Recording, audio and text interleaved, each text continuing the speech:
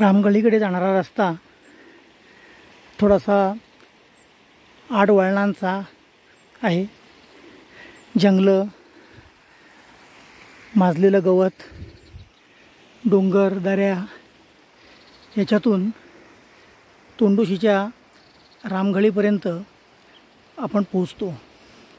या ठिकाणी या गळीपाशी किंवा या गळीत रामदास स्वामींचं वास्तव्य काही काळ होतं. तर अशा बऱ्याच रामगळी जिथं रामदास स्वामींचं स्थान होतं किंवा निवास होता, अशा गळी आपल्याला सातारा जिल्ह्यामध्ये आढळतात.